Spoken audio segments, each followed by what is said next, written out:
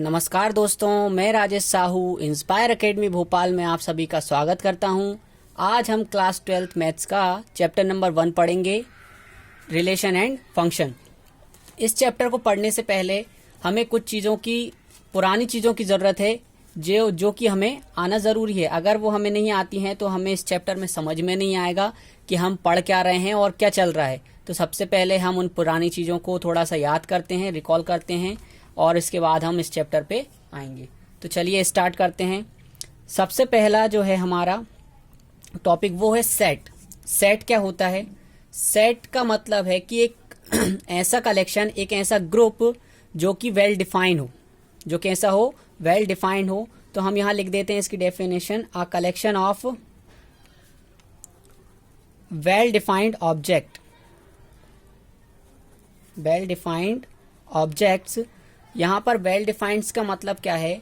अगर हम बात करें एक कलेक्शन के बारे में, एक ग्रुप के बारे में, जैसे कि मैंने ले लिया एक ग्रुप बॉबल्स का, इंग्लिश के जो लेटर्स हैं, हमारे अल्फ़ाबेट्स हैं, उसमें हमें ए, ई, आई, ओ और यू, इन 5 लेटर्स को हमने क्या बताया है? इन 5 लेटर्स को हम बॉबल्स बोलते हैं। इन 5 लेटर्स को हम क्या बोलते हैं? बॉबल्स बोलते हैं। तो ये क्या है? हमारा एक सेट है। सेट क्यों है?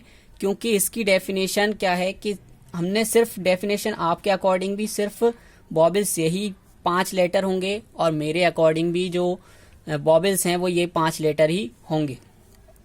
तो एक वेल डिफाइंड कलेक्शन होता है ऑब्जेक्ट्स का, उसी को हम बोलते हैं सेट। ठीक, अगर हम बात करते हैं और एग्जांपल के बारे में, जैसे कि नेचुरल नंबर्स का सेट है, लिख दें हम यहाँ पर set of natural numbers. Natural numbers, तो ये भी क्या है? हमारा एक सेट है। Collection of rational numbers P upon Q के फॉर्म में जो होते हैं, यहाँ पर क्यू नॉट इक्वल टू 0 होता है, तो ये भी हमारा क्या है? ये भी हमारा एक सेट है।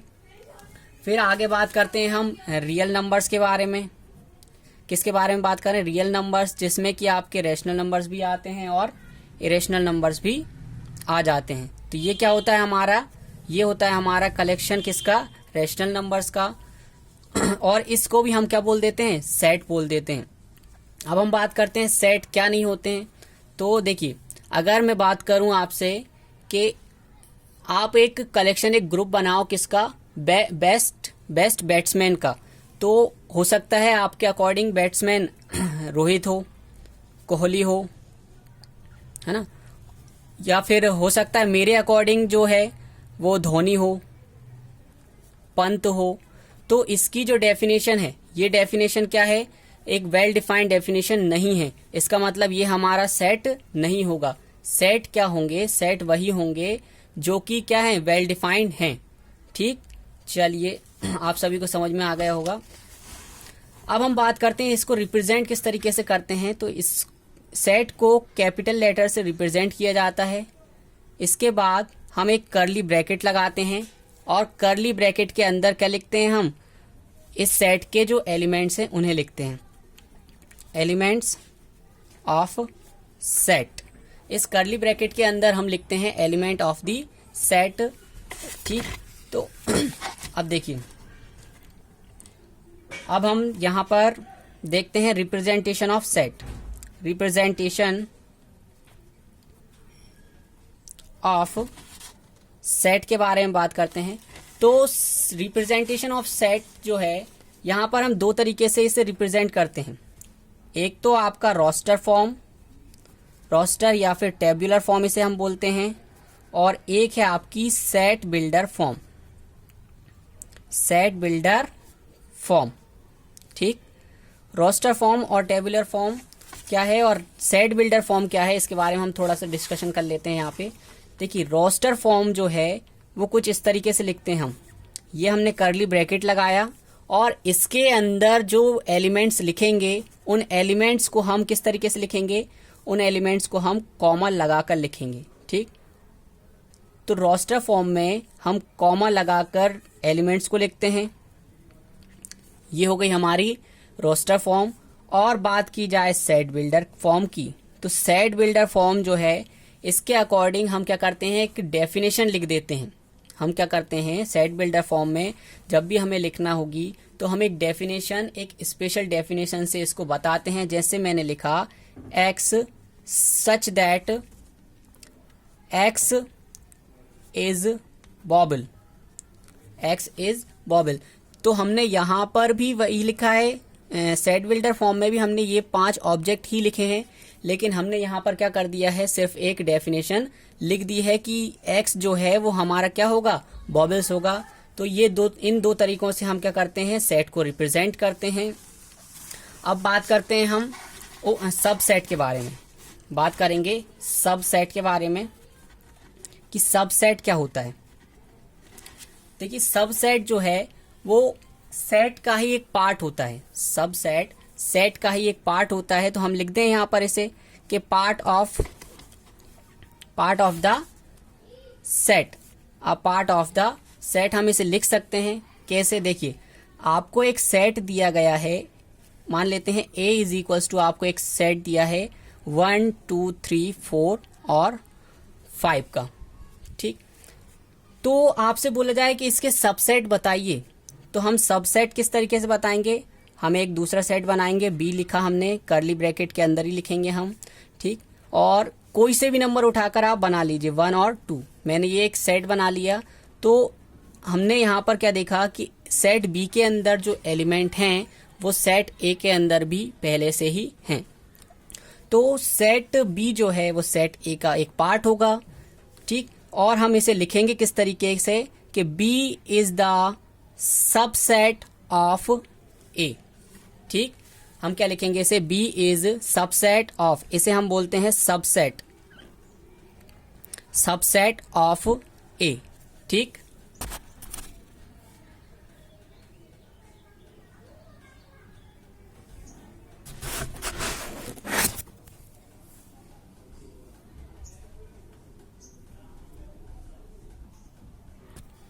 तो हम यहाँ पर सबसेट की डेफिनेशन लिखना चाहें तो सबसेट की डेफिनेशन क्या हो सकती है, सबसेट की डेफिनेशन कुछ इस तरीके से होगी। देखिए सबसेट हमने लिखा यहाँ पर और इसके बाद हम लिखेंगे a set x, a set x is said to be a subset of set Y if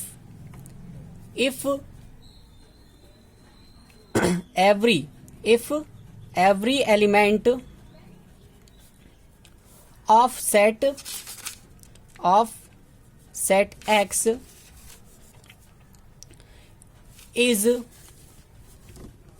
also an element of set Y, ठीक। तो हमने क्या लिखा यहाँ पर, a set X is said to be subset of set Y if every element of set X is also an element of set B। इसका मतलब क्या है कि अगर आपका x का जो एलिमेंट है, x में जितने भी एलिमेंट हैं वो सारे के सारे y के एलिमेंट्स हैं, तो हमारा वो क्या होगा, एक सबसेट होगा, x क्या होगा, सबसेट होगा। फॉर एग्जांपल हम बात कर लेते हैं यहीं पर 1 2 3, ये आपके पास एक सेट लिखा हुआ है। अब आपने एक दूसरा सेट लिखा 1 और 2, तो हमने यहाँ पर क्या देखा कि सेट x के अंदर जो एलिमेंट हैं वो सेट y के एलिमेंट्स भी हैं। और एक और लिख लेते हैं, हम सेट 1 लिख लेते हैं, ठीक। तो ये हमने यहाँ पर देखा कि z जो है सेट, वो इसके एलिमेंट भी सेट y के अंदर हैं, तो ये भी क्या होगा, हमारा सबसेट होगा। और हम इसे लिखेंगे किस तरीके से, हम लिखेंगे x is the subset of y, और क्या लिखेंगे, z जो है y का भी सबसेट है और x का भी सबसेट है।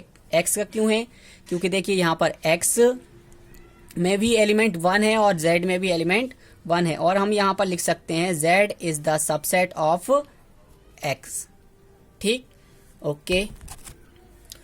तो ये चीजें आपको समझ में आ गई होंगी कि सेट क्या है और सबसेट क्या है। अब हम कुछ इंपॉर्टेंट सिंबल्स के बारे में बात कर लेते हैं जो कि हमारे इस चैप्टर में यूज होंगे। तो यहां पर हम लिख लेते हैं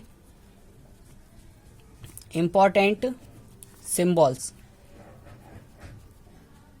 इंपॉर्टेंट सिंबल्स में देखिए सबसे पहले ये कर्ली ब्रैकेट, इस कर्ली ब्रैकेट को हम जब भी देखेंगे तो हमारे दिमाग में एक ही वर्ड आएगा, सेट। ठीक, इसके बाद ये लेटा हुआ यू, ये हमें बताएगा ये क्या है, सबसेट ऑफ। ठीक, इसके बाद फाई अगर हमें कहीं दिखता है तो हम इसे बोलते हैं एम्प्टी या फिर वॉइड या फिर नल सेट। ठीक, इसके बाद अगर ये क्या था, हमारा सबसेट था और इसमें हम इस तरीके से क्रॉस लगा दें, कट लगा देते हैं, तो ये क्या हो जाएगा, डज नॉट आ सबसेट। ठीक, फिर ये होता है एप्सिलॉन, इसे हम पढ़ते हैं एप्सिलॉन, लेकिन मैथ्स में हम क्या बोलेंगे, इसे बिलोंग्स टू। क्या बोलते हैं, इसे बिलोंग्स टू बोलते हैं। इसके बाद इसी तरीके से लिखा हुआ है एप्सिलॉन, और इसे हम कट कर देते हैं तो इसे क्या लिखेंगे, डज नॉट बिलोंग्स टू बोलेंगे, इसे डज नॉट बिलोंग्स टू बोलते हैं। फिर इसके बाद 7 नंबर पे हमारा आता है ये इस तरीके से उल्टा ए, इसे हम पढ़ते हैं फॉर ऑल। क्या पढ़ते हैं, इसे फॉर ऑल पढ़ते हैं इसको। इसके बाद ये साइन आपने काफी बार देखा होगा, इस साइन को हम बोलते हैं इट इम्प्लाइज दैट। क्या बोलते हैं, इट इम्प्लाइज दैट बोलते हैं। फिर इसके बाद देखिए इस तरीके का अगर हमें साइन दिखता है तो हम इसे बोलते हैं इफ एंड ओनली इफ। क्या बोलते हैं इसे, इफ एंड ओनली इफ बोलते हैं। और इसका मतलब जो है वो है डबल बे इम्प्लाइज, मतलब कि दोनों साइड इम्प्लाइज करता है, ये बताता है। क्या करता है, ये दोनों साइड की बात हमें बताता है, दोनों साइड की चीज़ों के बारे में हमें बताता है। फिर 10 नंबर पे देखिए ये सिंबल आपने काफ़ी बार देखा है, इसे हम बोलते हैं देयरफॉर। क्या बोलते हैं इसे, देयरफॉर बोलते हैं। फिर ऊपर 2 और नीचे 1 बिंदी, तो इसे बोलते हैं थर्स। फिर इसके बाद देखिए अगर आपको इस तरीके से 2 बिंदियां दिखें या फिर आपको इस तरीके से एक सीधी लाइन दिखती है तो आप उसे क्या बोलेंगे, आप बोलेंगे उसे सच दैट। ठीक, ये हो गई बात। अब इसके बाद थोड़ी सी और देखिए, अगर आपको ये स्क्वायर ब्रैकेट या बड़ा ब्रैकेट दिखता है तो हम क्या बोलते हैं उसे, क्लोज्ड इंटरवल। क्या बोलते हैं, क्लोज्ड इंटरवल बोलते हैं। अगर आपको छोटा ब्रैकेट दिखता है तो उसे आप क्या बोलोगे, ओपन इंटरवल। ठीक, इसके बाद अगर आपको इस तरीके से दिखता है, एक साइड से छोटा और एक साइड से बड़ा, तो हम इसे बोलेंगे सेमी ओपन या फिर सेमी क्लोज्ड। ठीक, कुछ भी बोल सकते हैं आप। ओके, तो ये कुछ सिंबल्स हैं हमारे जो कि इस चैप्टर में अधिकतर यूज होंगे। तो आप इन सिंबल्स को अच्छे तरीके से पहचान लीजिए, ताकि अगर हम बोलें कि फॉर ऑल हमने लिखा है तो उसकी जगह हम इसकी जगह क्या लिखेंगे, सिर्फ ये एक सिंबल बना देंगे। इससे आपको समझना है कि ये क्या लिखा है, फॉर ऑल लिखा है। ठीक, इसमें हम एक चीज और देख लेते हैं कि यहाँ पर आपको इस तरीके से कुछ लिखा हुआ दिखेगा चैप्टर नंबर 1 में, ए और बी। इसको हम बोलते हैं ऑर्डर्ड पेयर। क्या बोलते हैं इसे, ऑर्डर्ड पेयर इसे हम बोलते हैं। यहाँ पर ये जो है ये बिलोंग करेगा, A belongs to capital A और B belongs to capital B. अब देखिए ये क्यों बताया मैंने, मान लेते हैं आपके पास कोई 2 सेट हैं, एक सेट ए दिया है और एक सेट बी दिया है। तो जब भी हमें ऑर्डर पेयर में लिखना होगी तो हम क्या करेंगे, पहला जो लेटर है, पहला जो एलिमेंट है वो हम सेट ए से उठाकर लिखेंगे और दूसरा एलिमेंट सेट बी से उठा कर लिखेंगे। इसीलिए हमने यहाँ पर बता दिया है कि A belongs to capital A और B belongs to capital B. ठीक, चलिए आगे बात करते हैं हम। अब हम बात करते हैं कार्टेशियन प्रोडक्ट के बारे में। कार्टेशियन प्रोडक्ट के बारे में हम बात करते हैं। देखिए कार्टेशियन प्रोडक्ट क्या है। कार्टेशियन प्रोडक्ट जो है वो ऑर्डर्ड पेयर का एक सेट होता है। क्या होता है? ऑर्डर्ड पेयर का एक सेट होता है। तो हम इसे इस तरीके से बताएंगे, the Cartesian product, Cartesian product of two sets, Cartesian product of two sets A and B is denoted by A cross B। ठीक, इसे डिनोट किस तरीके से करते हैं? A क्रॉस B से डिनोट करते हैं। Is the set of all ordered pairs. तो ये क्या होता है? हमारा एक सेट होता है ऑर्डर्ड पेयर का, और ऑर्डर्ड पेयर हमने लिखना बताया है आपको। ए बी ऑर्डर्ड पेयर होगा ये आपका, और यहाँ पर A belongs to capital A and B belongs to capital B होता है। ठीक, तो ये क्या होगा हमारा कार्टेशियन प्रोडक्ट। क्या है? कार्टेशियन प्रोडक्ट जो है वो दो सेट का एक, दो सेट हैं आपके पास, मान लेते हैं सेट ए है और एक सेट बी है। तो इसमें आपको कार्टेशियन प्रोडक्ट निकालना है। तो आप क्या करोगे? उसमें ऑर्डर्ड पेयर बनाओगे। चलिए हम सीखते हैं किस तरीके से ऑर्डर्ड पेयर बनाते हैं। मान लेते हैं आपके पास एक सेट दिया है, सेट ए। इसमें आपको दिया है एक डॉग है और एक कैट है। ठीक, फिर इसके बाद सेट बी के बारे में बात करते हैं। एक सेट आपको दिया है बी, इसमें आपको क्या दिया है? इसमें आपको दिया है एक मिल्क दिया है और एक दिया है आपको मीट। तो इसे हम इस डायग्राम से समझेंगे थोड़ा सा ना। ये हो गया आपका डॉग, ये हो गया आपका कैट, और ये हो गया आपका मिल्क, ये हो गया आपका मीट।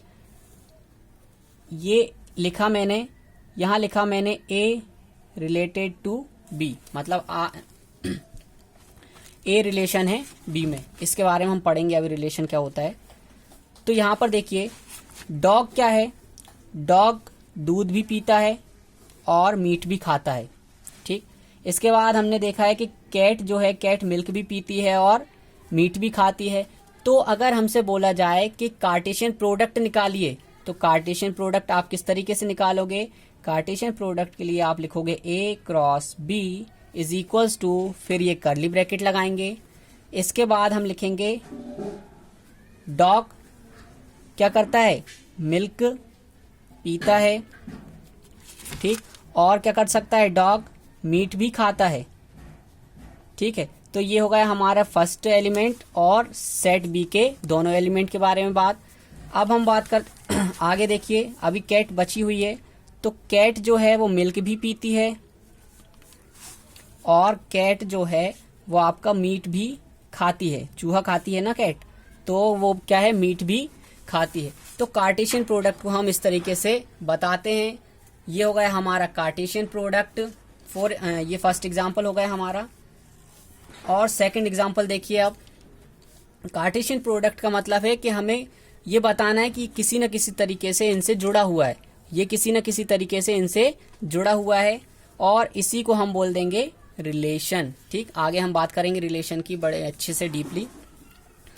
तो अब एक और सेट दिया है आपको ए बी सी, एक सेट दिया है, और एक सेट दिया है आपको बी, इसमें लिखा है 1 2 3। अब आपसे बोला जाए कि इनके बीच में आप कार्टेशियन प्रोडक्ट निकालिए, तो कार्टेशियन प्रोडक्ट आप किस तरीके से निकालोगे? A cross B is equals to, curly bracket लगाएंगे।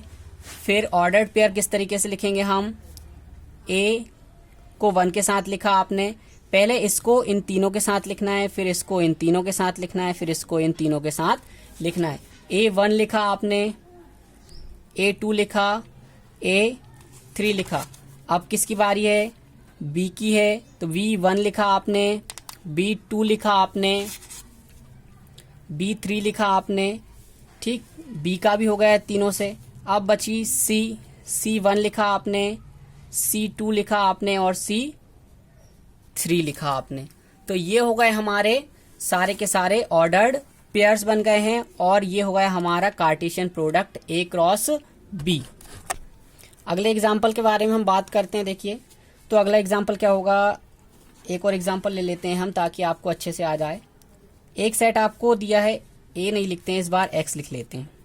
1, 2 और 3 दिया है और Y इज इक्वल टू एक सेट दिया है आपको 5, 6 और 7।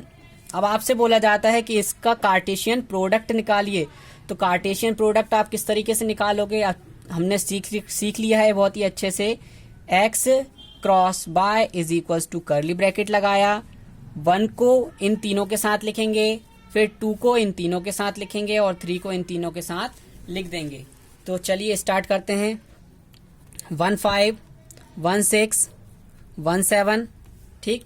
इसके बाद 2, 5, 2, 6, 2, 7, इसके बाद 3, 5, 3, 6 और 3, 7। ये हो गया हमारा एक और एग्जाम्पल और हमने कार्टेशियन प्रोडक्ट बहुत अच्छे तरीके से सीख लिया है, ठीक। तो कार्टेशियन प्रोडक्ट सीख लिया हमने। और कार्टेशियन प्रोडक्ट होता क्या है एक बार और देख लेते हैं हम इसकी definition. The Cartesian product of two sets A and B is denoted by A cross B is the set of all ordered pairs AB where A belongs to capital A and B belongs to capital B। ये होता है हमारा Cartesian product. अब एक note देखिए, note क्या है। अगर आपको किसी सेट में, देखिए यहाँ पर देखिए एग्जाम्पल इसकी बात करते हैं हम, एग्जाम्पल फर्स्ट की। यहाँ पर आपको सेट A के अंदर कितने एलिमेंट्स दिए हैं, 2 दिए हैं। तो मैंने ये लिख दिया NA इज इक्वल टू 2। और सेट B के अंदर आपको यहाँ पर दिया है, सेट B के अंदर कितने एलिमेंट्स दिए हैं, यहाँ पर 2 दिए हैं। तो अगर हम बात करें A क्रॉस B के अंदर कितने एलिमेंट्स होंगे, तो A क्रॉस B के अंदर 2 2 जा 4 एलिमेंट्स होंगे। वही देख लेते हैं हम यहाँ पर। देखिए एक ऑर्डर पेयर ये हो गया, एक ऑर्डर पेयर ये हो गया, एक ये है और एक ये है। ये हो गए हमारे सब के सब क्या ऑर्डर्ड पेयर हैं। और हमने देखा कि सेट A में 2 एलिमेंट्स थे और सेट B में 2 एलिमेंट थे। तो A क्रॉस B में कुल ऑर्डर्ड पेयर कितने होंगे, तो कुल कितने होंगे, 2 2 जा 4 होंगे। अगर हम इसे जनरल फॉर्म में देखें तो देखिए अगर आपको किसी सेट A के अंदर P एलिमेंट्स दिए हैं, मतलब कि नंबर ऑफ एलिमेंट्स कितने